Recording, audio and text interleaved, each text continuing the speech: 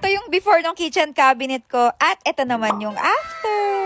Oh, gusto nyo yun mga mare? Imbis na magligpit tayo, takpan na lang natin ng wallpaper talaga yung mga chismis dito sa cabinet ko. So, kinuha ko nga mga mare ko yung mahiwagang attache case ko dito dahil nandito lang naman kasi yung panukat at cutter. Napapagod na kasi kung ayusin yung laman yan mga mare ko at para naman mas maganda tignan at hindi nakikita yung loob, naisipan ko na nga lang nalagyan ng wallpaper. Tapos mga mare, nakita ko nga itong design na to na para siyang ratan. Alam nyo ba mga mare na yung kitchen cabinet ko na to, marereko ko talaga to if ever wala talaga yung space sa bahay nyo kasi ang dami mong mailalagay. Magwa 1 year na nga pala to sa amin at napakasulit talaga. So ito nga yung naisip ko, nalagyan siya ng wallpaper para mas maganda siya tignan. O diba, nagpakapagod magkabit ng wallpaper imbis na magligpit talaga. Ligpitin ko rin naman yan mga mare pero hindi ngayon kasi napakadami ko talagang ginagawa. Naiinis kasi ako mga mare pag nakikita yung laman ng loob ng aking cabinet tapos hindi maayos. In fairness sa wallpaper na to mga mare, napakakapal niya. And waterproof din pala yung mga wallpaper na to mga mare ko kaya if ever pupunasan nyo ay okay lang, hindi siya matutunaw. Ganyan lang siya mga mare, tutupiin nyo lang siya and then ikakater nyo lang. Tapos yung mga excess mga mare ko, ikakater nyo din. If ever naghahanap ka rin mare ng mga pantakip sa mga pintuan or mga transparent glass, ay eto mare, perfect talaga to kasi ang ganda ng design para talaga siyang legit na ratan. Syempre alam nyo naman pag nagtitipid tayo sa DIY wallpaper lang tayo talaga kumakapit. O diba mga mare ko, napakaganda nung kinalabasan, napakalinis. Tagong-tago ang mga chismis ba? Kung gusto nyo rin ng wallpaper na ganito mga mare, alam nyo na kung saan.